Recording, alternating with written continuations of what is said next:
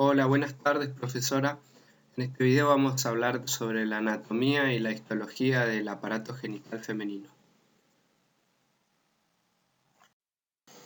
Decimos que está compuesto por dos órganos sólidos como lo son los ovarios y por un complejo conducto o el denominado tracto genital femenino que se halla compuesto por el útero, las trompas de falopio y la vagina, la cual por su extremo inferior se comunica con el exterior y termina en un conjunto de formaciones tegumentarias denominada vulva, la cual está ubicada por debajo del monte de Venus y delante del ano.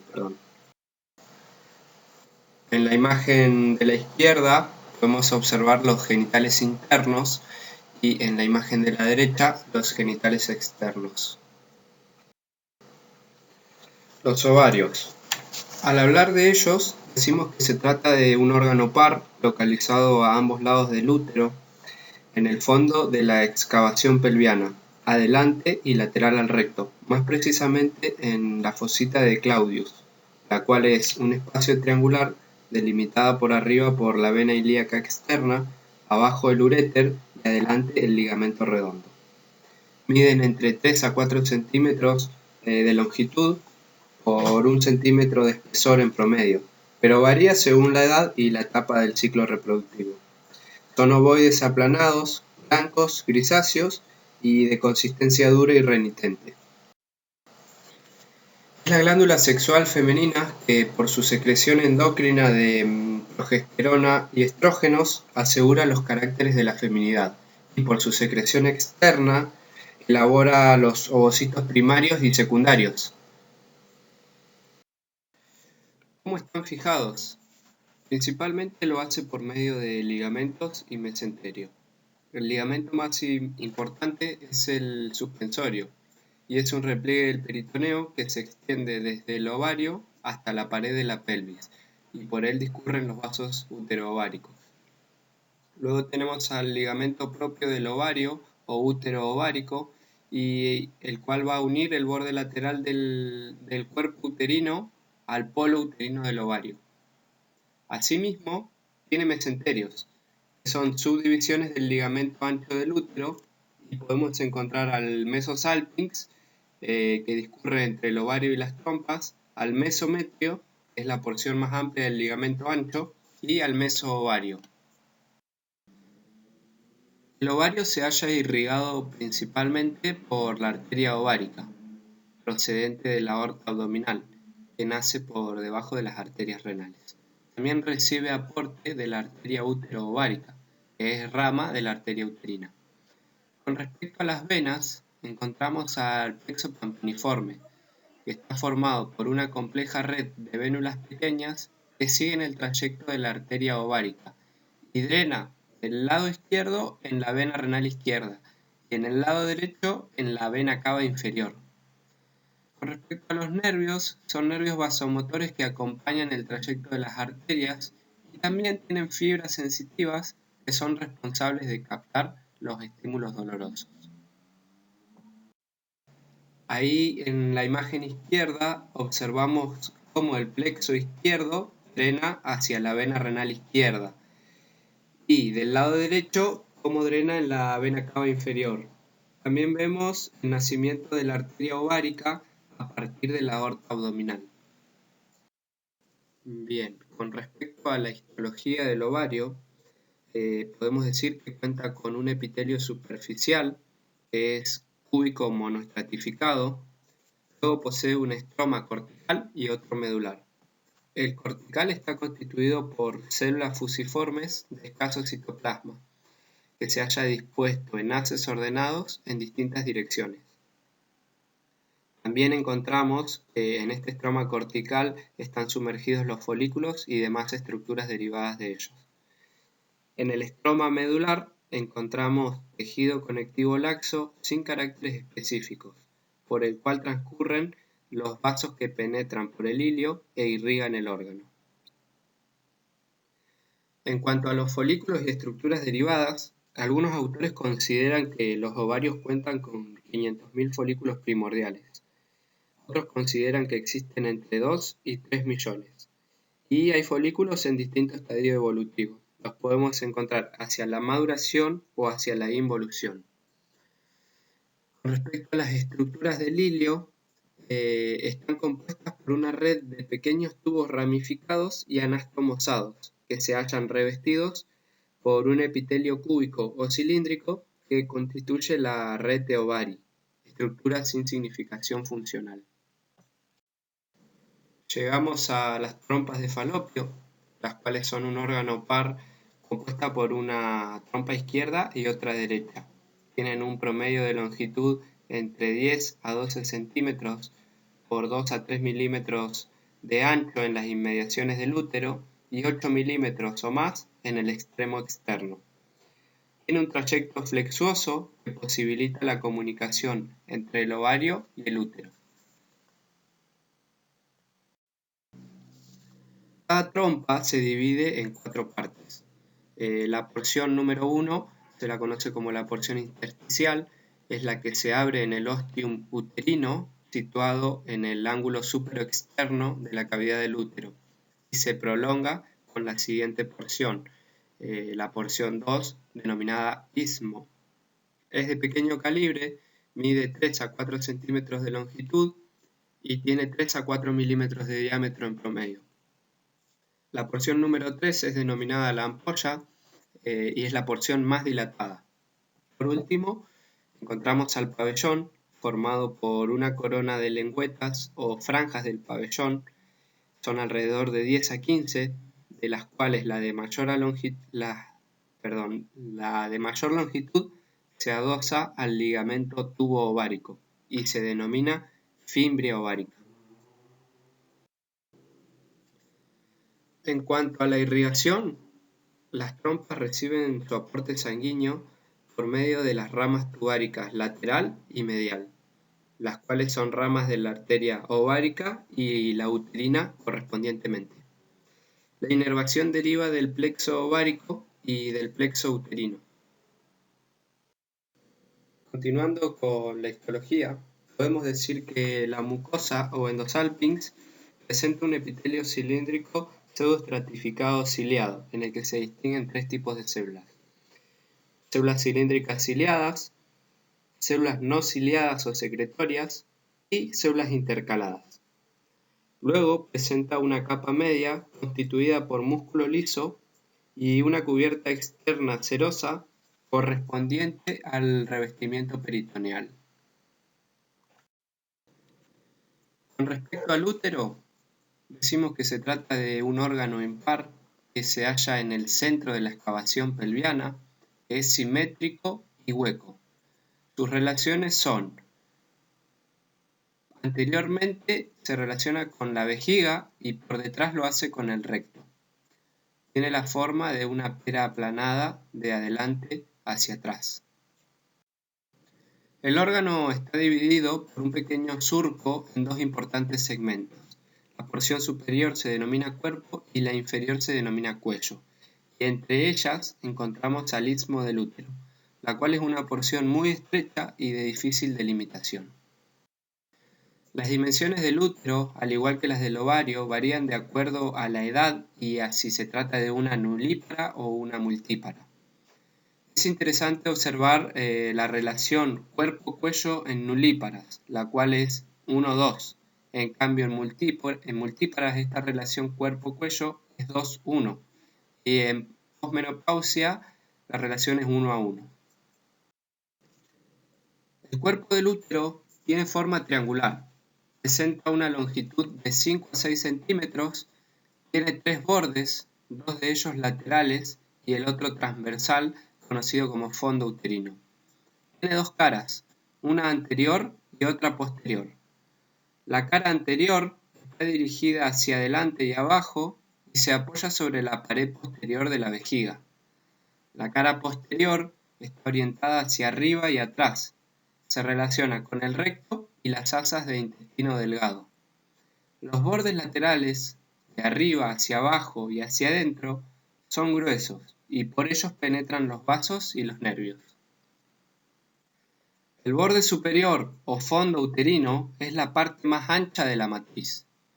La conjunción del fondo uterino con los bordes laterales forman los cuernos uterinos, donde se insertan las trompas, los ligamentos redondos y útero ováricos.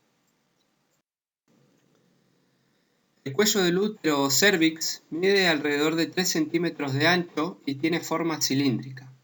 La inserción de la vagina lo divide en 3 porciones: una superior o supravaginal, que se halla en relación con la vejiga y solo está separada por un septum; luego la porción intermedia o intravaginal, que es la zona de inserción de la vagina; y por último la zona intravaginal o hocico de Tenca, el cual mide de 1 a 2 centímetros de longitud y tiene forma de cilindro redondeado o cono de vértice truncado, donde se encuentra un orificio circular denominado orificio externo cervical.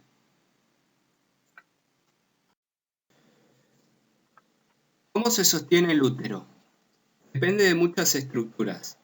En principio, una de las más importantes es el peritoneo, que recubre la cara anterior, posterior y fondo del cuerpo uterino y se extiende a ambos lados hasta las paredes de la pelvis, recibiendo el nombre del ligamento ancho del útero, el cual presenta un borde interno que se inserta en el costado uterino y un borde externo en relación con la pared lateral de la pelvis.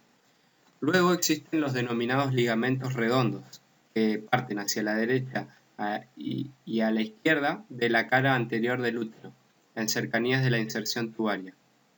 Se dirigen hacia adelante y afuera en busca de la pared anterior del abdomen. Los ligamentos uterosacros, que parten desde la cara posterior del cérvix a cada lado de la línea media, se dirigen hacia atrás y se pierden frente a las primeras vértebras sacras. También los músculos que constituyen el piso pelviano, como el músculo elevador del ano y músculo del periné, aportan sostén al útero. La irrigación deriva principalmente de las arterias uterinas, que es rama de la hipogástrica o ilíaca interna. Las arterias uterinas emiten las arterias arcuatas anteriores y posteriores, de las cuales nacen las arterias radiales o musculares, las cuales terminan en arterias helicoidales o espiraladas, las cuales varían según el ciclo.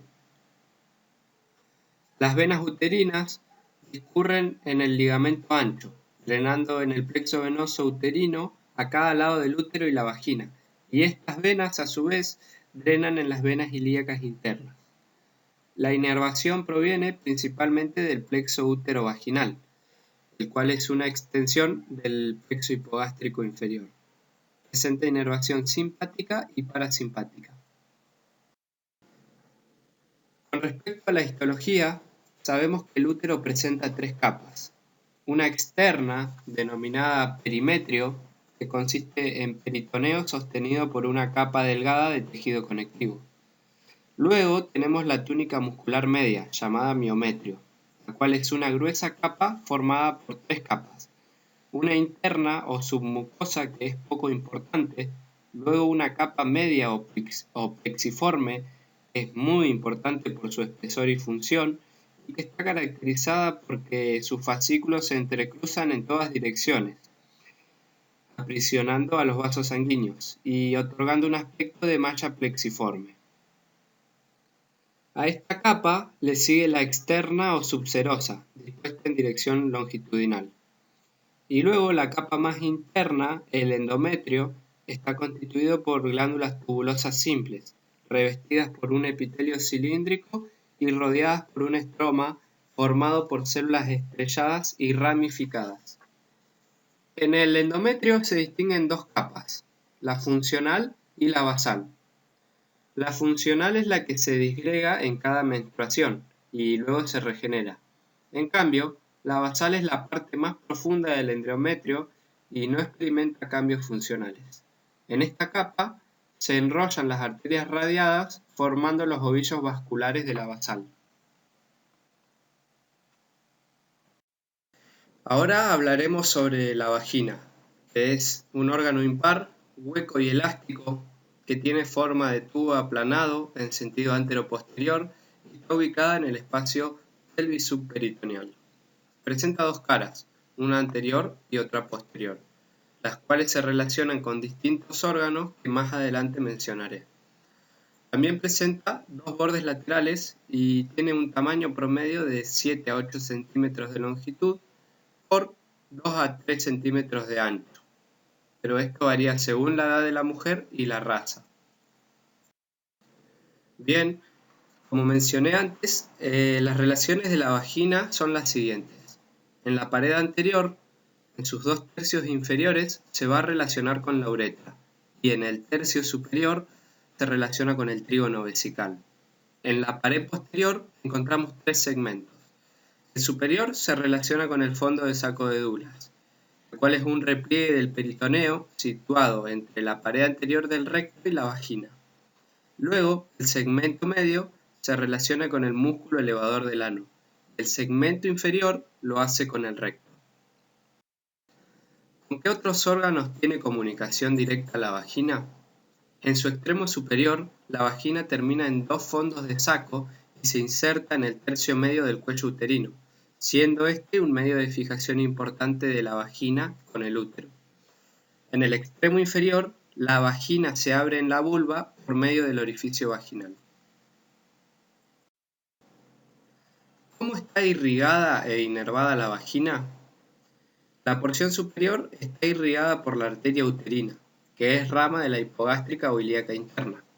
La ilíaca interna también emite ramas responsables de la irrigación de la mayor parte de la vagina, específicamente del tercio medio inferior, por medio de las arterias vaginales. Las venas acompañan a las arterias en su recorrido y drenan en la vena ilíaca interna. Y los nervios para la mayor parte de la vagina derivan del plexo útero vaginal, aunque el 20 al 25% de la porción inferior de la vagina tiene una inervación somática sensible al tacto y a la temperatura, y está otorgada por la rama perineal profunda del nervio pudendo. En la imagen observamos cómo discurre por los bordes laterales del cuello del útero hacia abajo la arteria uterina, encargándose de la irrigación de la porción superior, y luego la rama vaginal, que se encarga de la irrigación del tercio medio e inferior. Con respecto a la histología de la vagina, podemos diferenciar 3 capas. Una interna, correspondiente a la mucosa de revestimiento, una capa media muscular y una externa fibrosa.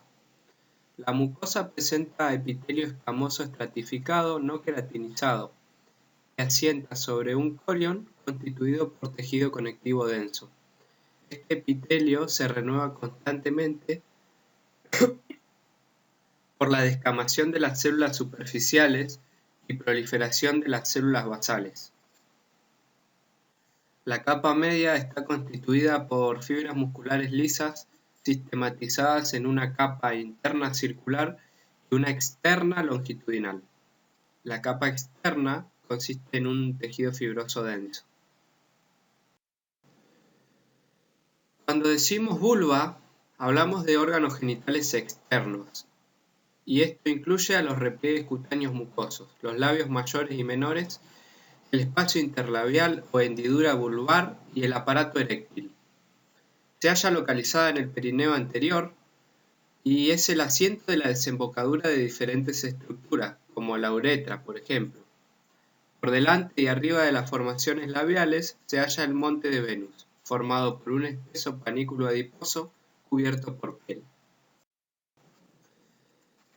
Los labios mayores son 2 repliegues cutáneos alargados, simétricos, que miden 7 a 8 centímetros de longitud por 2 a 3 centímetros de ancho y tienen un espesor variable dependiendo del nivel de acuosidad de la mujer.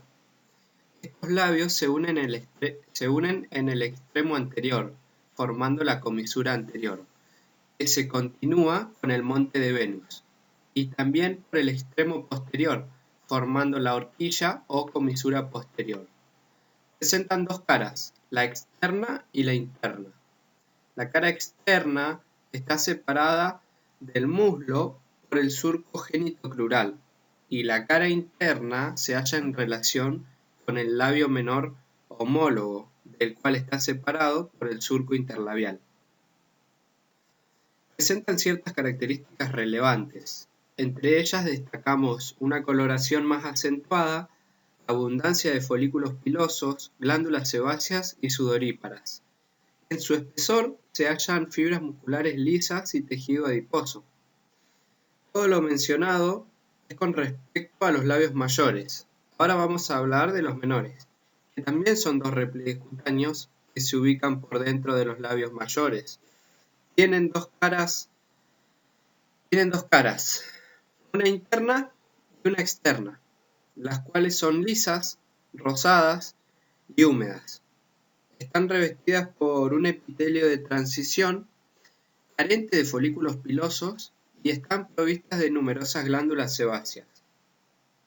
La extremidad anterior de cada labio menor se divide en dos pliegues que, al unirse con los del labio opuesto, circunscriben al clítoris, formando la hojuela superior, el prepucio o capuchón, y la hojuela inferior al frenillo.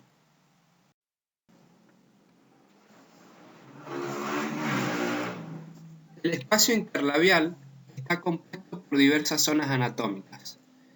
Se destaca el vestíbulo, el meato uretral, el orificio vaginal inferior o introito, la desembocadura de diversas glándulas y los órganos eréctiles. El vestíbulo es una superficie triangular que limita a los lados con los labios menores. Hacia atrás limita con el orificio vaginal y en el vértice con el clítoris. Presenta pequeños orificios que corresponden a la desembocadura de glándulas. El meato urinario es un orificio de formato variable, situado 2 centímetros detrás del clítoris. Luego se presenta el orificio vaginal y también se presentan dos orificios en las proximidades del meato uretral, uno en cada lado, que corresponde a la desembocadura de los conductos excretores de las glándulas parauretrales de Skene. También se reconocen a las glándulas vestibulares menores y las mayores. Las menores o de Hugger son pequeñas glándulas mucosas del revestimiento vestibular y las mayores o de Bartholin se sitúan en la zona posterolateral del introito. Son ovoideas, miden 10 a 15 milímetros de largo por 8 a 10 milímetros de ancho y son glándulas mucíparas, es decir, segregan moco rico en glicoproteínas. Su conducto excretor mide 1 a 2 centímetros de largo y se dirige hacia adelante y hacia adentro para desembocar en el surco ninfohimeneal. Llegamos a las formaciones eréctiles, las cuales están constituidas por el clítoris y los bulbos vestibulares. En primer lugar hablaremos del clítoris, que está situado en la parte antero-superior de la vulva y es el homólogo del pene en el hombre. Mide en su totalidad 6 a 7 centímetros, tiene su origen en las raíces o cuerpos cavernosos y se dirigen hacia adelante siguiendo el trayecto de las ramas isquiopubianas. Luego convergen en la línea media y se adosan para formar el cuerpo clitoridiano, órgano impar y medio. El cuerpo constituye la porción vulvar del clítoris, el cual tiene forma cilíndrica y termina en un nódulo fibroso que se lo denomina glande del clítoris. Los bulbos vestibulares son dos formaciones eréctiles de 3 a 4 centímetros de longitud por 1 a 1,5 centímetros de ancho, que están desarrollados a cada lado de la uretra y la vagina. Bueno, profe, esto sería todo con respecto al aparato genital femenino. Muchas gracias.